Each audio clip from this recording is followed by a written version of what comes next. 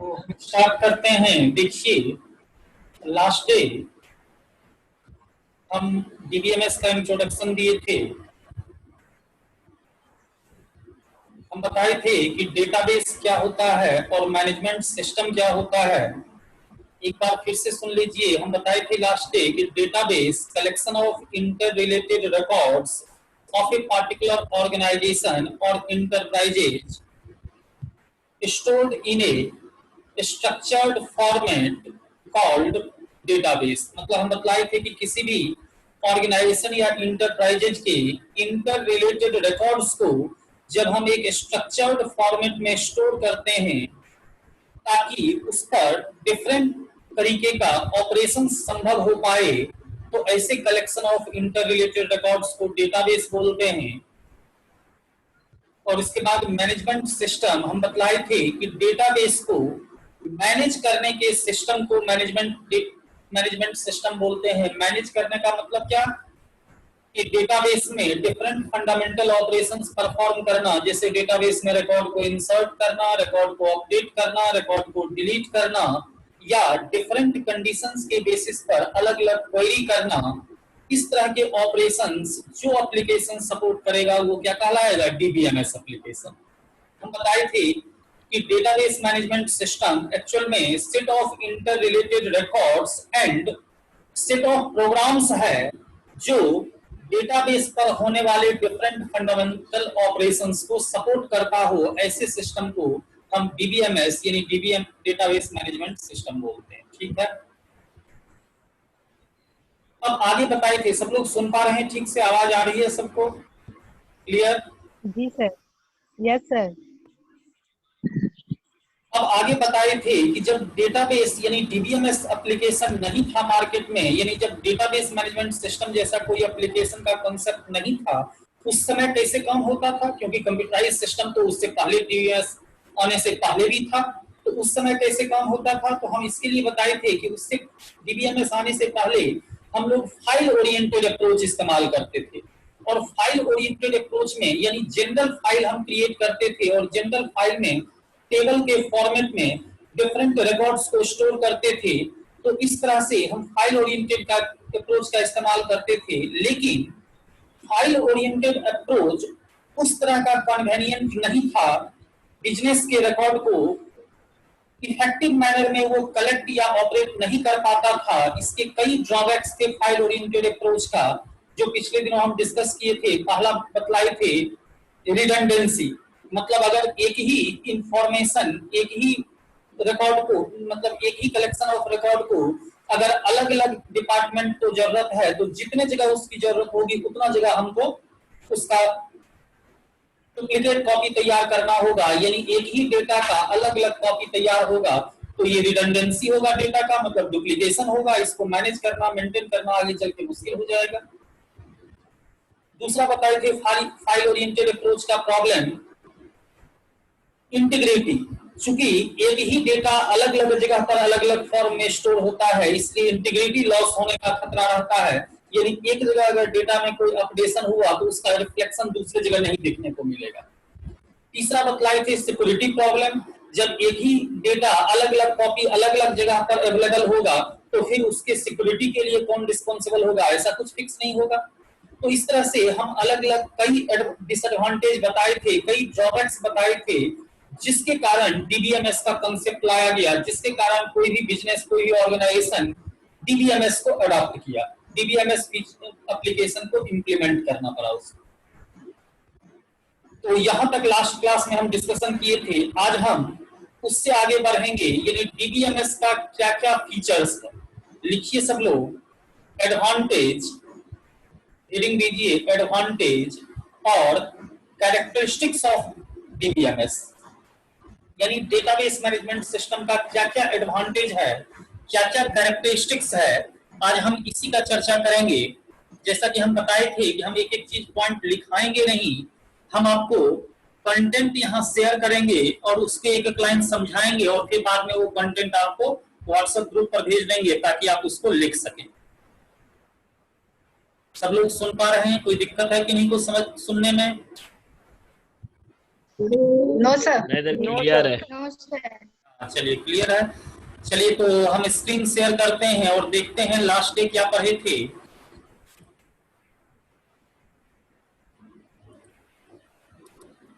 देखिए last day हम यही इंट्रोडक्शन टू डीबीएमएस बताए थे, डेटाबेस का डेफिनेशन वगैरह लिखाए थे और बताए थे वो पैराडिग्म जिसके वजह से बिजनेस को फाइल ओरिएंटेड अप्रोच को छोड़ के डीबीएमएस सिस्टम की तरफ शिफ्ट करना पड़ा था। उसका क्या क्या रीजंस है, वो सारे रीजंस हम पिछले क्लास में बताए थे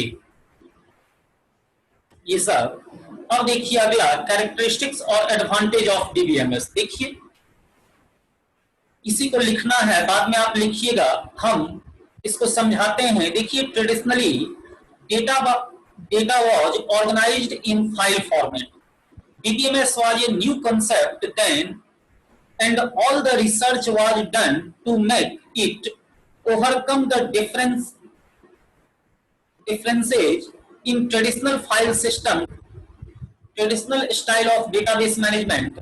A modern DBMS has the following characteristics. हम बतलाए ट्रेडिशनली डेटा फाइल के फॉर्मेट में ऑर्गेनाइज होता था, जैसा कि हम बतलाए फाइल ओरिएंटेड अप्रोच में इस्तेमाल होता था, लेकिन वो काफी ट्रेडिशनल अप्रोच था जिसके कई ड्रॉबैक्स थे, तो जिसकी वजह से डीबीएमएस का कंसेप्ट अडॉप्ट करना पड़ा।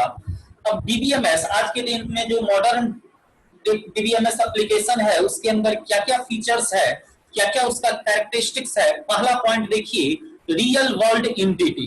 देखिए डीबीएमएस एक्चुअल में एक रियलिस्टिक एप्लीकेशन है। इसमें इसका रियलिस्टिक यूज मतलब जो रियल वर्ल्ड का प्रॉब्लम है उसके सॉल्यूशन के लिए इसको बनाया गया है इस तरह से कि रियल वर्ल्ड के प्रॉब्लम को सॉल्व कर सके।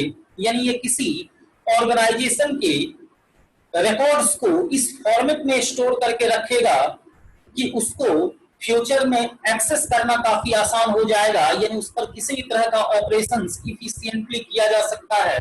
यानी रियल वर्ल्ड प्रॉब्लम के सॉल्यूशन के लिए इसको बनाया गया है। मतलब इसका इस तरह से डिजाइन है कि किसी रियल वर्ल्ड प्रॉब्लम यानी किसी ऑर्गेनाइजेशन के इंफॉर्मेशन को, डेटा को बेहतर तरीके से ये मैनेज कर सकता है। देखिए हम लिखा है कि a modern DBMS is more realistic and uses real world entity, मतलब रियल वर्ल्ड एंटिटी को यूज करता है to design its architecture. It uses the behaviour and attributes too, मतलब ये उस ऑर्गेनाइजेशन के बिहेवियर और एट्रीब्यूट को यूज करता है। जैसे for example a school database में uses student as a entity and there as as an attribute. मतलब जैसे मान लीजिए कि एक स्कूल का डेटाबेस तैयार करना है तो स्कूल का एंटिटी क्या क्या होगा। स्कूल में स्टूडेंट है तो वो एंटिटी होंगे, टीचर्स है वो एंटिटी होगा, जो नॉन टीचिंग स्टाफ है वो एंटिटी है। जबकि एट्रीब्यूट क्या होगा, स्टूडेंट का एट्रीब्यूट मतलब उसका प्रॉपर्टी, जैसे स्टूडेंट का रोल नंबर होगा, उसका नेम होगा, उसका क्लास होगा, इसी तरह टीचर का नेम होगा, सैलरी होगा, नॉन टीचिंग स्टाफ का नेम होगा, मोबाइल नंबर होगा, सैलरी होगा, तो ये सब एट्रीब्यूट कहलाया। तो इस तरह से एंटिटी और एट्रीब्यूट के टर्म में ये रियल वर्ल्ड प्रॉब्लम को सॉल्व करता है। ठीक है। और सेकंड पॉइंट देखिए, relational database, relation based tables. देखिए डीबीएमएस में जो हम टेबल बना डेटाबेस बनाते हैं उसको एक एक टेबल बोलते हैं। और देखिए एक सबसे बड़ा फायदा डीबीएमएस या आरडीबीएमएस का ये है कि यहाँ एक एक टेबल को हम एक एक रिलेशन बोलते हैं और मल्टीपल टेबल के बीच हम रिलेशन एस्टेब्लिश कर सकते हैं। मतलब एक से ज्यादा डेटाबेस को रिलेट करके और तब हम कोई ऑपरेशन कर सकते हैं। ये डीबीएमएस का एक बड़ा फीचर्स है। ये चीज फाइल ओरिएंटेड अप्रोच में संभव नहीं था। जैसे आप इसको समझिए, जैसे मान लीजिए कि एक स्टूडेंट का डेटाबेस है, सपोज स्टूडेंट फी का डेटाबेस है जिसमें स्टूडेंट का रोल नंबर है, उसका नेम है, उसका कोर्स है, उसका फी है। दूसरा एक डेटाबेस है स्टूडेंट मार्क्स का जिसमें स्टूडेंट का रोल नंबर है, उसका नेम है, उसका कोर्स है और उसका फाइनल ईयर का मार्क्स है। दो अलग अलग डेटाबेस है। अब हमको एक ऐसा क्वेरी करना है जिसमें स्टूडेंट का रोल नेम, उसका मार्क्स कितना उसको मिला है और उस पर कितना ड्यू अमाउंट है, ये चीज हमको जानना है। अब बताइए ये चीज जो हम बोले ये चीज तो किसी एक डेटाबेस में है नहीं, क्योंकि एक डेटाबेस में फी है तो दूसरे में मार्क्स है। यानी ऐसे सिचुएशन में हमको दोनों डेटाबेस को रिलेट करते हुए क्वेरी करना होगा।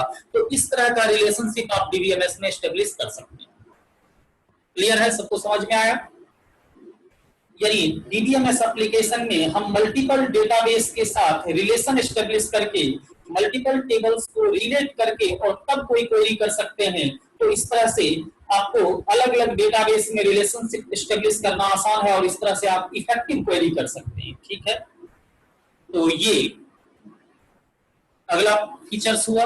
अगला फीचर्स हम लिखा है इंक्रीज इंड यूजर प्रोडक्टिविटी। देखिए इंड यूजर किसको बोलते हैं? जो यूजर इंड में काम करता है। देखिए डीबीएमएस कंसेप्ट में दो तीन तरह का यूजर होता है, आगे चल के हम बताएंगे। जैसे डेटाबेस में क्या है कि सेंट्रलाइज डेटाबेस होता है, एक जगह डेटाबेस रखा रहता है सर्वर पर और अलग अलग क्लाइंट, अलग अलग इंड यूजर अलग अलग क्लाइंट मशीन से उसी डेटाबेस को यूज करता है। तो देखिए एक तो सर्वर हैंडल करने वाला एक यूजर हो गया और एक हो गया कि अलग अलग क्लाइंट मशीन पर जो इंड यूजर है वो। तो हम बताए कि इंड यूजर का प्रोडक्टिविटी बढ़ जाता है। क्यों? क्योंकि उसके पास सर्वर में सारा डेटा एक जगह रखा हुआ है फॉर्मेटेड वे में, स्ट्रक्चर्ड वे में। तो इंड यूजर 10 अलग अलग क्वेरी फाइल करके और उससे इंफॉर्मेशन को कलेक्ट कर सकता है। मतलब वो आसानी से कोई काम कर सकता है क्योंकि उसके सर्वर में सारा इंफॉर्मेशन एक जगह रखा हुआ है और कोई भी इंड यूजर जब चाहे अपने जरूरत के हिसाब से वहां से डेटा को कलेक्ट कर सकता है।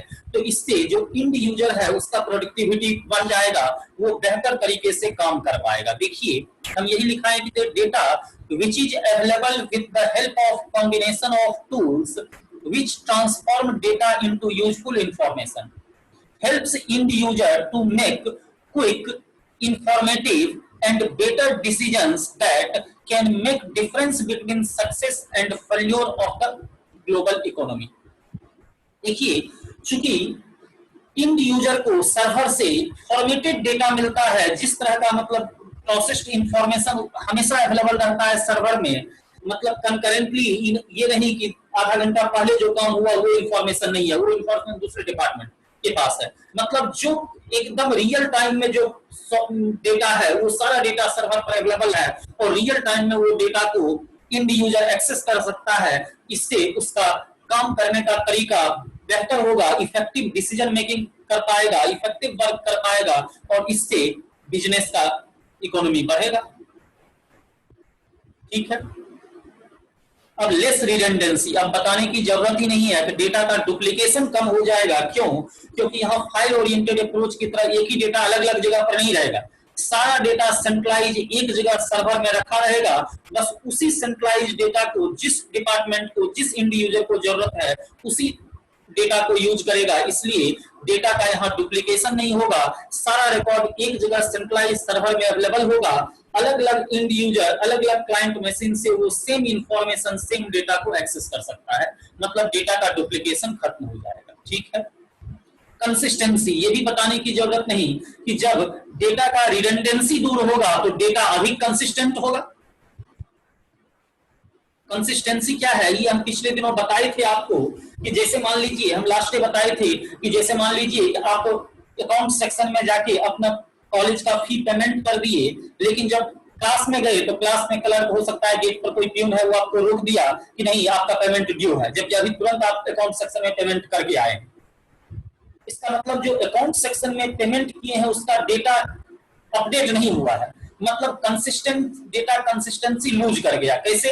क्योंकि एक जगह डेटा कुछ है और दूसरी जगह डेटा कुछ और है, तो ये कंसिस्टेंसी डेटा का नहीं हुआ। लेकिन जब इस तरह का डीबीएमएस एप्लीकेशन यूज करेंगे तो जैसे ही अकाउंट सेक्शन में आप पेमेंट कीजिएगा वो पेमेंट कहाँ रिकॉर्ड होगा? सर्वर पर, और जैसे ही सर्वर पर रिकॉर्ड होगा जब तक आप क्लास पहुंचिएगा वहां क्लर्क जैसे ही क्वेरी फायर करेगा देखेगा आपका पेमेंट हो चुका है।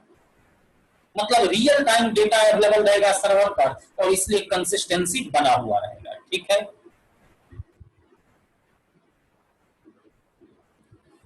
अब आगे देखिए क्वेरी लैंग्वेज, इसके बारे में बता चुके हैं हम कि डीबीएमएस एप्लीकेशन का एक सबसे बड़ा फीचर्स है कि ये क्वेरी लैंग्वेज को सपोर्ट करता है। क्वेरी लैंग्वेज मतलब आप क्वेरी कर सकते हैं, मतलब अलग अलग कंडीशंस के बेसिस पर रिकॉर्ड को फेच कर सकते हैं।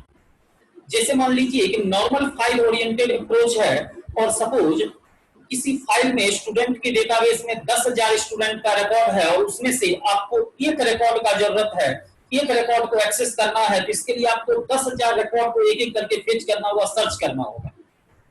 लेकिन डीबीएमएस चूंकि क्वेरी लैंग्वेज को सपोर्ट करता है, इसलिए आपको यहाँ कोई सर्च एक एक रिकॉर्ड को करने की जरूरत नहीं। मान लीजिए आप वैसे स्टूडेंट के रिकॉर्ड को सर्च करना चाहते हैं जिसका रोल नंबर 305 है, तो आप बस सिर्फ एक क्वेरी फायर कीजिएगा कि रोल इक्वल टू 305, आपके स्क्रीन पर सिर्फ 305 ही दिखाएगा। मान लीजिए 10,000 रिकॉर्ड है स्टूडेंट का, आप जानना चाहते हैं कि वैसा कितना स्टूडेंट है जिसके पास 10,000 या इससे ज्यादा फी बकाया है। तो सोचिए कि अगर फाइल ओरिएंटेड अप्रोच होगा तो घंटों आपको लग जाएगा 10,000 रिकॉर्ड में सर्च करने में कि किसका किसका फी 10,000 से ज्यादा है।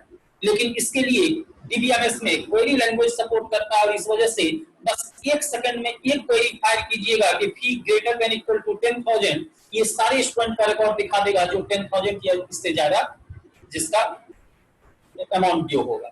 तो यही कहलाया क्वेरी लैंग्वेज। अगला है डेटा डिसीजन मेकिंग। ये बता ही चुके हैं अभी कि जब इंड यूजर को या फिर जब यूजर को रियल टाइम इंफॉर्मेशन अवेलेबल रहेगा, हमेशा रियल टाइम डेटा अवेलेबल रहेगा, तो एक इफेक्टिव डिसीजन मेकिंग का काम कर सकता है, एक बेहतर डिसीजन मेकिंग का काम कर सकता है। तो ये डीबीएमएस का एक बड़ा फीचर्स है। आगे multi user and concurrent access, बार बार हम इस बात का जिक्र कर ही रहे हैं कि डीबीएमएस एक मल्टी यूजर एनवायरनमेंट में काम करने वाला एप्लीकेशन है।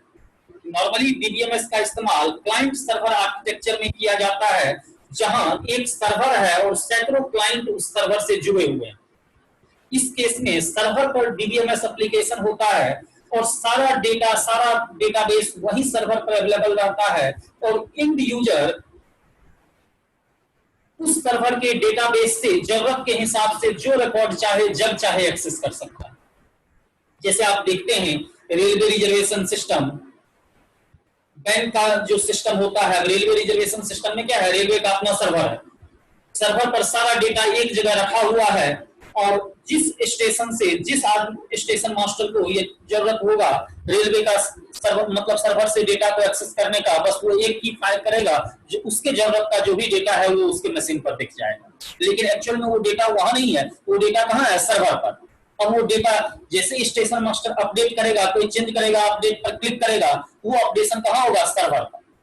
इस तरह से एक ही जगह सारा डेटा रखा रहेगा और अलग अलग इंड से अलग अलग यूजर एक ही सर्वर डेटाबेस को एक्सेस करेंगे। एंड कंकरेंट एक्सेस, साथ में देखिए दूसरा बात लिखा है कंकरेंट, मतलब एक साथ एक ही डेटाबेस को कई आदमी हैंडल कर सकता है, एक साथ एक ही डेटाबेस को कई यूजर हैंडल कर सकता है एक साथ। जैसे रेलवे रिजर्वेशन सिस्टम में ही जो रेलवे का डेटाबेस है, उस डेटाबेस को एक साथ सैकड़ों जगह पर, हजारों जगह पर स्टेशन, अलग अलग स्टेशन पर स्टेशन मास्टर जो रेलवे रिजर्वेशन क्लर्क है वो उसको यूज कर रहा है। अब एक ट्रेन का आप रिजर्वेशन कराने जाते हैं तो जरूरी नहीं है कि एक ही स्टेशन से रिजर्वेशन होता है, रिजर्वेशन तो ऑल ओवर इंडिया में किसी स्टेशन से हो सकता है। मतलब एक ट्रेन के सीट का जो डेटाबेस है, उस डेटाबेस को इंडिया के किसी कोने से अलग अलग रेलवे रिजर्वेशन क्लर्क एक्सेस करता है एक साथ, मतलब एक साथ एक ही डेटाबेस को एक बार में कई यूजर साइमल्टेनियसली एक्सेस कर सकता है। ये बड़ा फीचर्स है multi user and concurrent access. Multiple view, देखिए ये भी एक फीचर्स है।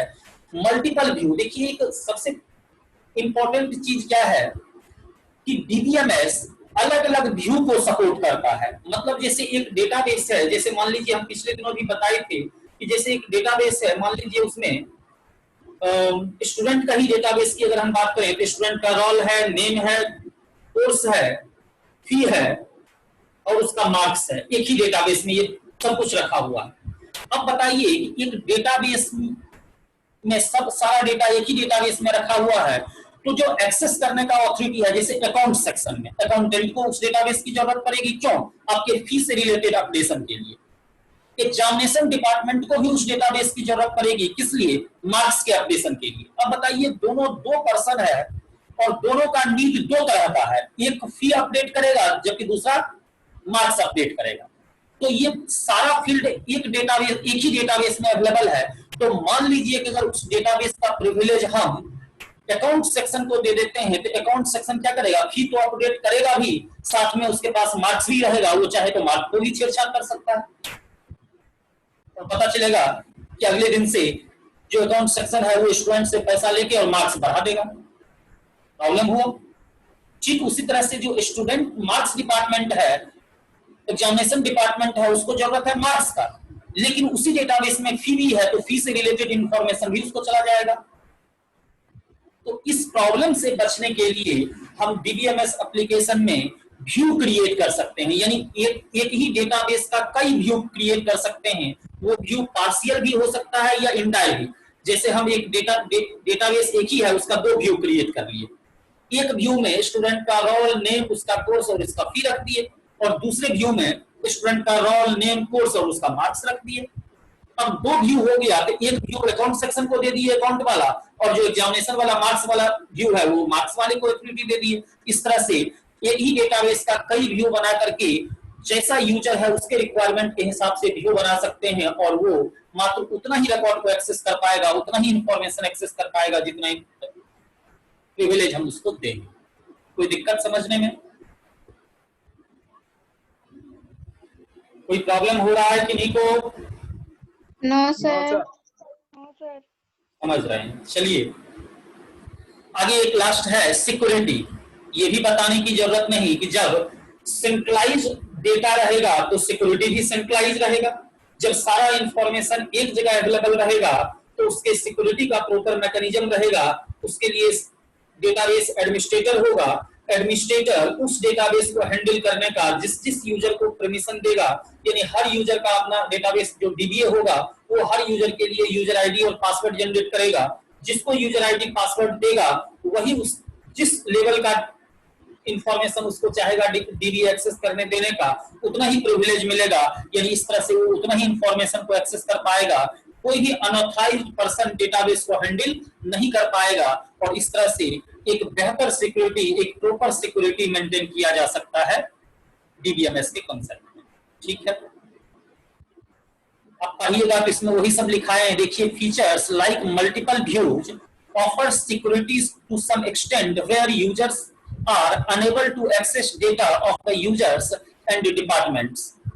DBMS offers method to impose constraint while entering data into the database and retrieving the same at the later stage. DBMS offers many different levels of security features which enables multiple users to have different views with different features. For example, a user in sales department cannot see the data that belongs to the purchase department.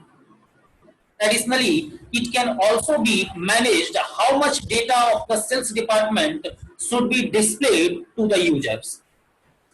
अभी जो हम view का चर्चा किए कि एक tight security बनाने का तरीका है, इसमें हम एक डिपार्टमेंट को जितने डेटा की जरूरत है मात्र उतना ही डेटा का व्यू बना के उसको प्रिविलेज देंगे, वो दूसरे डिपार्टमेंट के इंफॉर्मेशन को नहीं देख पाएगा। इस तरह से सबका सिक्योरिटी बना रहेगा। हर क्लाइंट का अपना यूजर आईडी पासवर्ड रहेगा और इसके थ्रू ही वो लॉगिन करेगा और अपने जरूरत का के हिसाब से अब जिस लेवल का यूजर है उसको उतना ही ऑथोरिटी मिलेगा। अब जैसे सिंपल क्लर्क है तो वो सिर्फ इंफॉर्मेशन को देख सकता है, उसको अपडेट नहीं कर सकता है। अगर अपर डिविजनल क्लर्क है जो कि जिसको कि मैनिपुलेट करने का जरूरत पड़ता है, उसको हम ऑपरेशन का भी फीचर्स देंगे। तो इस तरह से जिस लेवल का जो यूजर होगा उसको उस तरह का प्रिविलेज दिया जाएगा ताकि डेटाबेस सिक्योरिटी मेंटेन हो सके। समझ गए सब लोग? तो यही था एडवांटेज ऑफ डीबीएमएस। तो यहां तक किसी को प्रॉब्लम नहीं। अब देखिए, एडवांटेज अगर किसी सिस्टम का है तो उसका अपना डिसएडवांटेज भी होगा कुछ न कुछ। ठीक उसी तरह से डीबीएमएस का भी कुछ डिसएडवांटेज है। डिसएडवांटेज क्या कहेंगे? कुछ लिमिटेशंस है। क्या लिमिटेशंस है? हम दिखाई दे रहा है many advantage and disadvantages of DBMS. Disadvantage of DBMS are explained following below. अब क्या क्या है? सबसे पहला, cost of hardware and software. देखिए, डीबीएमएस जैसा कि हम बताए कि ये मल्टी यूजर एनवायरनमेंट में काम करने वाला एप्लीकेशन है, यानी क्लाइंट सर्वर आर्किटेक्चर में ये काम करता है, यानी सर्वर में डीबीएमएस काम करता है। तो उस केस में सर्वर के लिए आपको हायर कैपेसिटी का मशीन की जरूरत पड़ेगी, यानी हाई कैपेसिटी का हार्डवेयर और फिर सर्वर बेस्ड सॉफ्टवेयर यानी मल्टी यूजर एनवायरनमेंट का सॉफ्टवेयर की जरूरत पड़ेगी। तो यही हम लिखाए हैं कि डीबीएमएस एप्लीकेशन को इंप्लीमेंट करने के लिए थोड़ा सा जो कॉस्ट है हार्डवेयर और सॉफ्टवेयर का वो काफी बढ़ जाता है। जैसे नॉर्मल फाइल ओरिएंटेड अप्रोच में क्या था कि किसी भी तरह का कंप्यूटर पर फाइल बनाए अपना रख रहे हैं, यूज कर रहे हैं, कोई दिक्कत नहीं। लेकिन डीबीएमएस एप्लीकेशन को इंपोज करने के लिए आपको एक हायर कॉन्फ़िगरेशन का मशीन चाहिए और उस तरह से मल्टी यूजर एनवायरनमेंट का सॉफ्टवेयर चाहिए, तो इसका एक्सपेंस बिजनेस को बढ़ जाता है, ऑर्गेनाइजेशन को एक्स्ट्रा एक्सपेंस करना पड़ता है डीबीएमएस को इंपोज करने के लिए। बताने की जरूरत ही नहीं है, क्योंकि डेटाबेस एक ही डेटाबेस मतलब एक ही सर्वर पर हर सारा डेटाबेस होता है और एक एक डेटाबेस के अंदर हजारों लाखों रिकॉर्ड्स हो सकता है। तो इसलिए हाई परफॉर्मेंस का हाई स्पीड का कंप्यूटर चाहिए डेटाबेस को मैनेज करने के लिए। तो इस सब की वजह से कॉस्ट काफी बढ़ जाता है बिजनेस का, ऑर्गेनाइजेशन का। यही बात लिखा है। This is because of DBMS, it mandatory to have a high speed processor and also a large memory size, because nowadays there is a large amount of data in every field which needs to be stored safely with a security। समझ गए? मतलब आज के date में business के पास data काफी large amount में होता है, तो इसलिए डीबीएमएस को इंपोज करने के लिए जो सिस्टम चाहिए वो भी हाई स्पीड सिस्टम चाहिए और हाई बहुत लार्ज मेमोरी चाहिए, ताकि इस डेटा को सही से सेफली और सिक्योरली रखा जा सके। अब कॉस्ट ऑफ ट्रेनिंग। अब देखिए डीबीएमएस को हैंडल करना सबके लिए आसान नहीं है।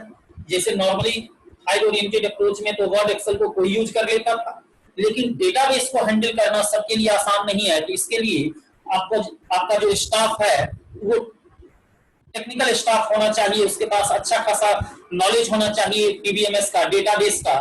तो अगर नहीं है तो फिर स्टाफ को प्रॉपर ट्रेनिंग वगैरह देना, तो ये सब कॉस्ट इंक्रीज कर जाता है, क्योंकि डीबीएमएस को एक नॉन टेक्निकल पर्सन हैंडल नहीं कर सकता है, उसके लिए स्किल्ड पर्सन की जरूरत होती है, तो वो कॉस्टिंग बढ़ जाता है। स्किल ऐसे तो फ्री में मिलेगा नहीं, उसके लिए एक्सपेंस तो ऑर्गेनाइजेशन को करना होगा। Cost of data conversion. देखिए अब डीबीएमएस मतलब डेटाबेस में जिस फॉर्मेट में डेटा है उसी मतलब डेटाबेस का जैसा फॉर्मेट है उसी फॉर्मेट में डेटा को एंट्री करना पड़ेगा। यानी जो मैनुअल डेटा है उसको इलेक्ट्रॉनिक में कन्वर्सन में एक्सपेंस आएगा, ऐसे तो कन्वर्ट हो नहीं जाएगा। ऐसे जैसे तैसे इंफॉर्मेशन आप लेके एमएस वर्ड में राइट करके लिख करके रख लेते थे, कोई दिक्कत नहीं। लेकिन अब यहाँ है कि डेटाबेस के फॉर्मेट में, अब जैसे मान लीजिए कि किसी का एड्रेस, अब एड्रेस का डेटाबेस में एक फॉर्मेट है कि फर्स्ट एड्रेस होगा, सेकंड एड्रेस होगा, डिस्ट्रिक्ट होगा, स्टेट होगा, तो आपको इसी फॉर्मेट में रिकॉर्ड को इनपुट करना होगा डेटाबेस में। यानी चाहे आपके पास जैसा भी डेटा हो, लेकिन उस डेटा को कन्वर्सन की जरूरत पड़ेगी, जैसा डेटाबेस का फॉर्मेट होगा उस टाइप में कन्वर्ट करके, और तभी आप डेटा को रिकॉर्ड कर सकते हैं डेटाबेस में। तो डेटा कन्वर्सन कॉस्ट बढ़ जाता है। साथ में कॉम्प्लेक्सिटी, जनरल सिस्टम की अपेक्षा थोड़ा सा डीबीएमएस को हैंडल करना कॉम्प्लेक्स हो जाता है, तो कॉम्प्लेक्सिटी लेवल बढ़ सकता है, बढ़ जाता है, क्योंकि यहाँ कंपनी का रिक्वायरमेंट वगैरह ज्यादा होता है, उस सबको मेंटेन करना, मैनेज करना, ये सब में कॉम्प्लेक्सिटी लेवल बढ़ जाता है, तो ये कहलाया। और अब देखिए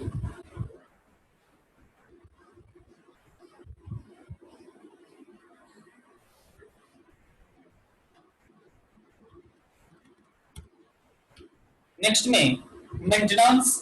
ये भी देखिए एक डीबीएमएस एप्लीकेशन को मेंटेन करना ये एक एक्स्ट्रा बर्डन होता है, एक एक्स्ट्रा बर्डन होता है, क्योंकि जैसे डेटाबेस है, सेंट्रलाइज सर्वर है, सारा डेटा है, तो उस डेटा को मेंटेन करना, उसका बैकअप बना के रखना, उसका रिकवरी करते रहना टाइम टू टाइम। नहीं तो अब जैसे फाइल ओरिएंटेड अप्रोच में क्या था, एक ही डेटा 10 जगह था, मान लीजिए एक जगह लॉस भी हो गया तो 9 जगह तो है, उससे हम किसी तरह निकाल लेंगे।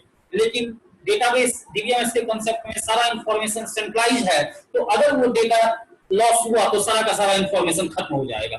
तो इसलिए उसको मेंटेन करना, उसका बैकअप बनाना, उसका रिकवरी करना, इसके लिए आपको हाई स्किल्स पर्सन की जरूरत होगी, डीबीए की जरूरत होगी, एडमिनिस्ट्रेटर अलग से चाहिए, सिक्योरिटी कंट्रोलर चाहिए, मतलब बहुत सारा आपको मेंटेनेंस कॉस्ट बढ़ जाएगा डीबीएमएस के केस में। साथ में कंकरेंसी कंट्रोल, जैसे मान लीजिए एक ही डेटा को, एक ही डेटाबेस को अलग अलग यूजर्स एक साथ हैंडल कर रहा है, उस समय कंकरेंसी कंट्रोल करना, ये सब के लिए आपको हाई मेंटेनेंस की जरूरत पड़ेगी। तो इस तरह से मेंटेनेंस कॉस्ट भी इंक्रीज करेगा। और एक लास्ट बताए फ्रीक्वेंसी अपग्रेडेशन रिप्लेसमेंट साइकिल। देखिए डीबीएमएस मार्केट में इतना जल्दी बिजनेस का जरूरत चेंज होता है, बढ़ते जाता है, इतना फ्रीक्वेंटली टेक्नोलॉजी में चेंजेस होता है कि डीबीएमएस एप्लीकेशन भी फ्रीक्वेंटली चेंज होता है। आज जो डीबीएमएस एप्लीकेशन है कल को तुरंत उसमें चेंजेस, मतलब 2 साल 4 साल में उसमें चेंजेस आ जाता है। और इस तरह से फ्रीक्वेंटली अपग्रेड होना, रिप्लेसमेंट साइकिल के कारण यही कॉस्ट बढ़ता है कि जैसे अभी हम जिस तरह का डीबीएमएस टेक्निक्स इम्पोज किए, 3 साल 4 साल 5 साल बाद हो सकता है वो टेक्निक आउटडेटेड हो जाए, तो उसकी जगह फिर नया रिप्लेसमेंट चाहिए, नया अपग्रेडेशन चाहिए। अपग्रेडेशन में हो सकता है कि सॉफ्टवेयर को तो अपडेट करना ही पड़ा, साथ साथ हार्डवेयर टेक्नोलॉजी को भी अपडेट करना पड़ा, तो ये सब एक्सपेंसिव हो जाता है ऑर्गेनाइजेशन के लिए। कोई दिक्कत है किन्हीं को समझने में? बताइए यहाँ तक।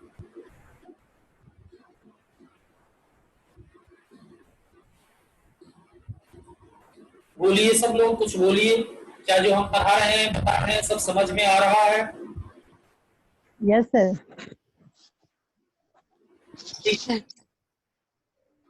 थ्योरेटिकल कॉन्सेप्ट अभी 2-4 क्लास तो थ्योरेटिकल कॉन्सेप्ट ही चलेगा, उसके बाद हम प्रैक्टिकल पार्ट पर भी आएंगे। उसके बाद हम बीच में डीबीएमएस को कैसे इंप्लीमेंट करेंगे, इसके लिए आपको एसक्यूएल पढ़ाएंगे। तो जब प्रैक्टिकल पार्ट पर आएंगे तो थोड़ा सा इंटरेस्टिंग ज्यादा होगा। थ्योरेटिकल में आपको सिर्फ सुनना रहता है, लेकिन प्रैक्टिकल पार्ट जब आएंगे तो थोड़ा सा इंटरेस्ट बढ़ेगा आपका। लेकिन अभी भी ठीक से ध्यान दीजिए क्योंकि ज्यादातर पार्ट आपका थ्योरेटिकल ही पढ़ना है और एग्जाम में क्वेश्चंस भी ज्यादा थ्योरी पार्ट से ही आएगा, तो इसलिए पढ़ना तो पड़ेगा ही। तो ये हो गया डिसएडवांटेज ऑफ डेटाबेस। और अब डीबीएमएस सॉफ्टवेयर, यानी मार्केट में आज के डेट में कौन कौन सा डेटाबेस डीबीएमएस एप्लीकेशन अवेलेबल है, कौन कौन सा सॉफ्टवेयर डीबीएमएस सॉफ्टवेयर पॉपुलर हुआ, जिसका ज्यादा यूज हुआ। तो देखिए हालांकि ढेरों मार्केट में सॉफ्टवेयर आए गए, लेकिन कुछ जो सॉफ्टवेयर था जो काफी पॉपुलर हुआ वो है, एक मिनट,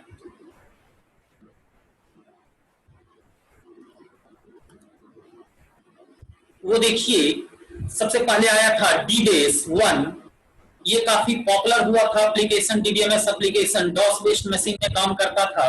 इसका 3 वर्जन आया था, डीबेस 1, 2, 3। इसके बाद आया था फॉक्स बेस, इसके बाद आया था साइबेस, फिर आया फॉक्स प्लस, उसके बाद आया फॉक्स प्रो, जो फॉक्स प्रो काफी पॉपुलर हुआ था एक समय में।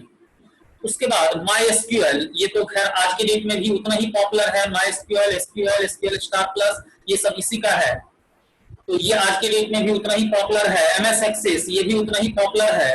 ओरेकल सबसे पॉपुलर आरडीबीएमएस एप्लीकेशन या डीबीएमएस एप्लीकेशन है। इसके अलावा एसक्यूएल सर्वर, डॉटनेट प्लेटफॉर्म के लिए एसक्यूएल सर्वर आज की डेट में काफी पॉपुलर एप्लीकेशन है। ठीक है, तो ये सब डिफरेंट डीबीएमएस एप्लीकेशंस है जिसका इस्तेमाल हम लोग पहले करते थे या अभी करते हैं। ठीक है, तो आज इतना ही। अगले दिन हम इससे आगे का टॉपिक बताएंगे, कंपोनेंट्स ऑफ डीबीएमएस और डिफरेंट यूजर्स का व्यू, ये सब बताएंगे। बताइए किन्हीं को कुछ प्रॉब्लम, कुछ पूछना है तो पूछिए आप लोग, 2 मिनट, फिर हम क्लास ओवर करेंगे।